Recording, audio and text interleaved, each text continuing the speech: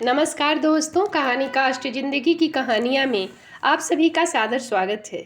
आज आप सुनने जा रहे हैं इंदु कुमारी की कहानी दाग। कहानी सुना रही हैं इंदु कुमारी। तो चलिए दोस्तों, कहानी सुनते हैं। दाग। रात के 2 बज रहे थे। चारों ओर सन्नाटा पसरा हुआ था। झिंकुर की झंकार और मेढक की टर्र ध्वनि वातावरण में गूंज रही थी। अचानक ब्रजेश बाबू की नींद खुली तो देखा कि लाइट जल रही है और उज्ज्वला सिंह कुछ फाइल का गहन अध्ययन कर रही है। उज्ज्वला सिंह के पति ब्रजेश बाबू ने झुंझलाते हुए कहा, क्यों तू इतनी रात तक पढ़ती रहती हो? अपने स्वास्थ्य का भी ख्याल रखा करो। जिस दिन तुम्हारी आंखें काम करना बंद कर देंगी तो पृथ्वी का बोझ बन जाओगी। कोई पलटकर भी तुझे नहीं देखेगा। पति की बात मानकर उज्ज्वला सिंह ने लाइट ऑफ किया और सोने चली गई। लेकिन ब्रजेश बाबू की आंखों से नींद उचट गई थी। शाम में चौराहे पर उन्होंने जो कुछ सुना था उसे पचा नहीं पा रहे थे। उनके मन में आया, क्यों न उज्ज्वला को सब कुछ साफ साफ बता दूं। लेकिन वे उज्ज्वला सिंह को हतोत्साहित नहीं करना चाहते थे। दुनिया निःशब्द थी, लेकिन ब्रजेश बाबू के मन में हलचल और तूफान चल रहा था। उज्ज्वला सिंह पालोपुर हाई स्कूल की प्रिंसिपल थी और उसके पति ब्रजेश बाबू ठेकेदार। दोनों पति पत्नी स्कूल कैंपस में ही प्रिंसिपल क्वार्टर में रहते थे। प्रिंसिपल क्वार्टर के बगल में ही हॉस्टल सुपरिटेंडेंट नीता घोष भी अपने पति और बच्चों के साथ रहती थी। प्रायः शाम में दोनों परिवार क्वार्टर के बाहर कैंपस में ही एक साथ बैठकर चाय पीते थे। कैंपस में पेड़ पौधे और रंग बिरंगे फूल लगे हुए थे। कैंपस के चारों ओर ऊंची चारदीवारी रहने के कारण पेड़ पौधे और फूल सुरक्षित रहते थे। स्कूल से छुट्टी होने पर चपरासी भगेड़ू इन पेड़ पौधों और फूलों की भी देखभाल कर लेता था। पालोपुर हाई स्कूल अपने जिले का नामी स्कूल था। पढ़े लिखे और संभ्रांत परिवार की लड़कियां उस स्कूल में नामांकन करवाने के लिए लालायित रहती थीं। स्कूल के कायदे और नियमों में इतनी सख्ती थी कि हर गार्जियन उस स्कूल में अपनी लड़कियों का नामांकन करवाकर सुरक्षित महसूस करता था। अनुशासन, प्रशासन और पढ़ाई से लेकर कदाचार मुक्त परीक्षा के लिए वह स्कूल जाना जाता था। फिर भी चाक चौराहे पर प्रिंसिपल की चर्चा हो ही जाया करती थी। किसी की नज़र में खड़ूस तो किसी की नज़र में बहुत अच्छी। समाज में पुरुषों की कामयाबी उसकी कड़ी मेहनत मानी जाती है, लेकिन बात जब महिलाओं की होती है तो उसकी सफलता की कसौटी कड़ी मेहनत के साथ साथ उसके चरित्र की भी होती है। 4:30 बज रहे थे। स्कूल में छुट्टी हो गई थी। छुट्टी होने के बाद भगेड़ू ने सभी कमरे के दरवाजे और खिड़कियां बंद कर दी। फिर चाबी देने प्रिंसिपल उज्ज्वला सिंह के क्वार्टर में आ गया। चाबी लेते हुए प्रिंसिपल ने भगेड़ू से कहा, जरा 4 कप बाजार से चाय लेते आप। जी मैडम, कहकर भगेड़ू ने क्वार्टर के बाहर कैंपस में ही हरी हरी घास पर टेबल और 4-5 कुर्सियां निकाल कर रख दी और पैसे देकर बाजार से चाय लाने चला गया। नीता घोष और रबिया तबस्सुम के साथ प्रिंसिपल उज्ज्वला सिंह वहीं कुर्सी पर बैठकर परीक्षा संबंधी बातें करने लगी। शाम में चाय की दुकान पर भीड़ लगी रहती थी। राजनीति से लेकर धार्मिक, सांस्कृतिक और आर्थिक चर्चाओं के साथ साथ व्यक्तिगत कटाक्ष भी चलते रहते थे। भीड़ रहने के कारण भगेड़ू को चाय जल्द नहीं मिल रही थी। खड़े खड़े भगेड़ू इन बातों में रुचि ले रहा था। वहीं पर खड़े एक दूसरे हाई स्कूल के प्रिंसिपल भी थे, जिन्हें कई लोग तरह तरह से समझा रहे थे। एक ने कहा, भाई जब प्रिंसिपल बने हो तो मार खाने से कहाँ तक बचोगे? तो दूसरे ने कहा, अभी तो कुछ हुआ नहीं है, आप ट्रांसफ़र करवाकर दूसरी जगह चले जाइए। उसी जमात में गांव के कुछ भले लोग भी थे। गांव वाले ने कहा, नहीं नहीं, आप ऐसा मत कीजिए। अगर आप इस गांव को छोड़कर चले जाइएगा तो गांव बदनाम हो जाएगा। कोई दूसरा प्रिंसिपल यहाँ आना नहीं चाहेगा। यहाँ पर आपने जो शिक्षा का अलख जगाया है वह सदा के लिए बूझ जाएगा। फिर तो स्कूल पर गुंडा राज आ जाएगा। भगेड़ू चुपचाप सब सुन रहा था। चाय वाले ने भगेड़ू से पूछा, भैया आपको कितने कप चाय दे दूं? भगेड़ू ने कहा, 4 कप। पैसे देकर भगेड़ू ने चाय ली और तेजी से स्कूल कैंपस में आ गया। उज्ज्वला सिंह ने पूछा, बहुत देर हो गई भगेड़ू? जी मैडम, देर तो हो ही गई। दरअसल उसकी दुकान की चाय अच्छी होने के कारण शाम में ज़्यादा भीड़ हो जाती है। नीता घोष ने चाय की चुस्की लेते हुए बोली। सचमुच चाय बहुत अच्छी है। 6 बज गए थे। भागेड़ू को घर जाने में देर हो रही थी। स्कूल से लगभग 3 किलोमीटर दूर उसका गांव था। प्रिंसिपल से घर जाने की अनुमति लेकर भागेड़ू तेजी से साइकिल चलाता हुआ घर की ओर जा रहा था। अचानक किसी ने उसकी साइकिल रोक ली। अंधेरा होने के कारण भागेड़ू उसे ठीक से पहचान नहीं पा रहा था। घनी मूछों वाला हट्ठा कट्ठा पहलवान ने कहा, देख भाई, तेरी प्रिंसिपल को मैंने लाख समझाया, लेकिन वह मानने को तैयार नहीं। उन्हें अपनी छवि साफ सुथरी रखने की चिंता है। इस परीक्षा में अगर कुछ भी गड़बड़ की तो उनकी छवि पर ऐसा दाग लगाऊंगा कि उनकी नानी याद आ जाएगी। कहते हुए पहलवान विपरीत दिशा की ओर शरीर ऐंठते चला गया।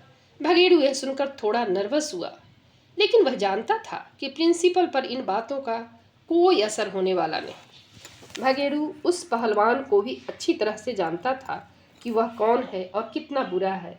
गत वर्ष किसी को उसने धमकी दी और काम नहीं होने पर राह चलते उसकी पिटाई करवा दी थी। कल से मैट्रिक की परीक्षा शुरू होने वाली थी। परीक्षा की सारी तैयारी पूरी हो चुकी थी। प्रिंसिपल उज्ज्वला सिंह ने घूम घूम कर परीक्षा की तैयारी का निरीक्षण किया, फिर आश्वस्त होकर वीक्षक के साथ एक मीटिंग की जिसमें परीक्षा संबंधी दिशा निर्देश दे रही थी।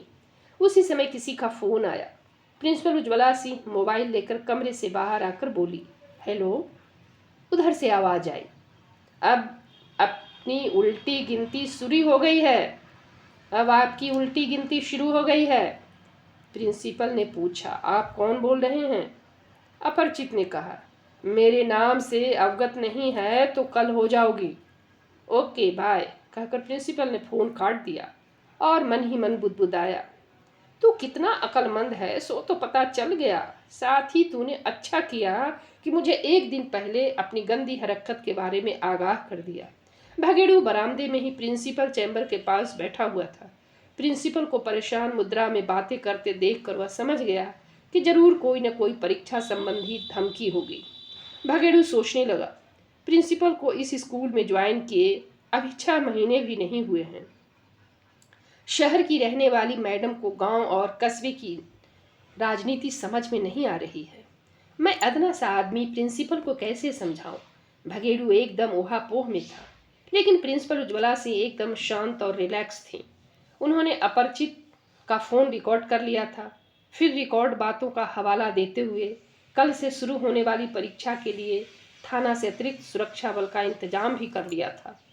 परीक्षा भवन में जैमर, सीसीटीवी कैमरा आदि भी लगवा चुकी थी। परीक्षा शुरू होने के पहले लाउड स्पीकर पर परीक्षार्थियों को आगाह किया जा रहा था। अगर कोई भी परीक्षार्थी चिट पुर्जे या अन्य इलेक्ट्रॉनिक सामान जैसे ब्लूटूथ, मोबाइल, रेजर आदि के साथ पकड़े जाएंगे तो उन्हें जेल की सजा के साथ ही परीक्षा से निष्कासित भी कर दिया जाएगा। परीक्षा भवन के मुख्य गेट पर परीक्षार्थियों की गहन तलाशी के साथ ही एडमिट कार्ड का भी पूर्ण अवलोकन किया जा रहा था। चाक चौबंद और कड़ी सुरक्षा व्यवस्था के साथ परीक्षा शुरू हो गई। स्टैटिक मजिस्ट्रेट और सुरक्षा बलों के साथ प्रिंसिपल उज्ज्वला सिंह प्रतिदिन बार बार राउंड देती थीं। एक दिन अचानक उन्होंने किसी परीक्षार्थी का एडमिट कार्ड उठाया और उसके चेहरे से मिलान करना शुरू की। एडमिट कार्ड में लगा फोटो और परीक्षार्थी के मूल चेहरे में काफ़ी भिन्नता देखकर उन्होंने उस परीक्षार्थी की कॉपी और एडमिट कार्ड लेकर सुरक्षा बल को आदेश दिया कि इस फर्जी परीक्षार्थी को एक कमरे में बंद करके बाहर से लॉक कर दो। फर्जी परीक्षार्थी ने रोते गिड़गिड़ाते हुए प्रिंसिपल उज्ज्वला सिंह का पैर पकड़ लिया। मैम, आप मुझे बचा लीजिए, मैंने पैसे के लिए कुकर्म किया था। उज्ज्वला सिंह ने क्रोध में पैर पटकते हुए कहा, आखिर तूने यह कदम किसके इशारे पर उठाया?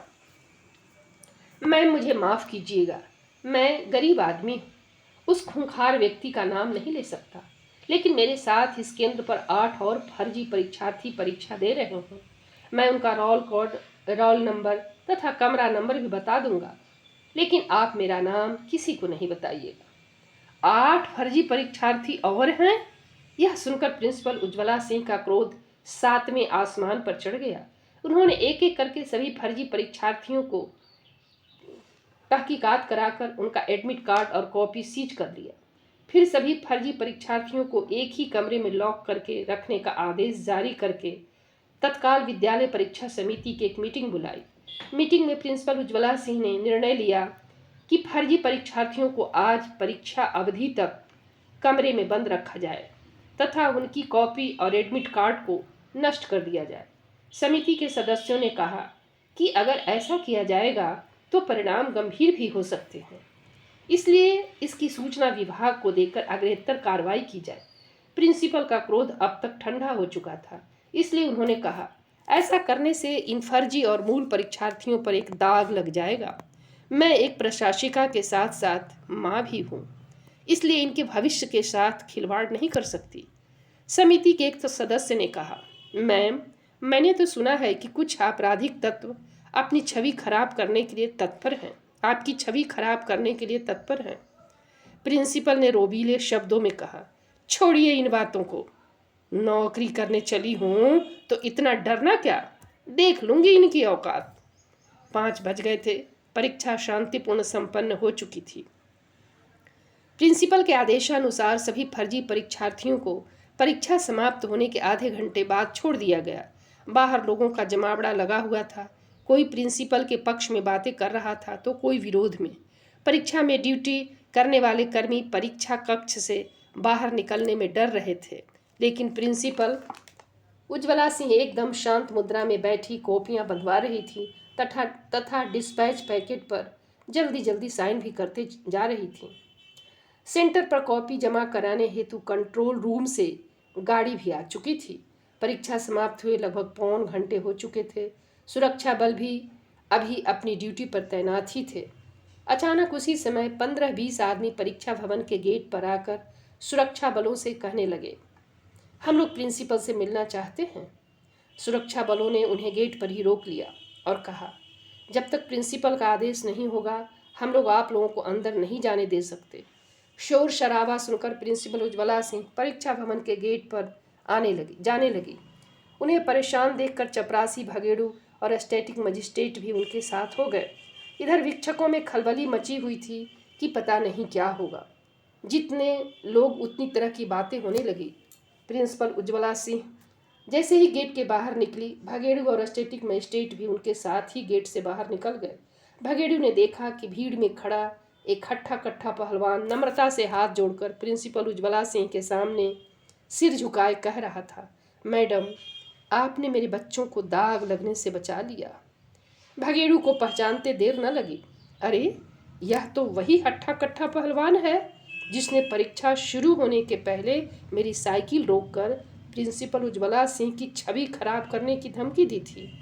तो दोस्तों, कहानी समाप्त हुई। धन्यवाद।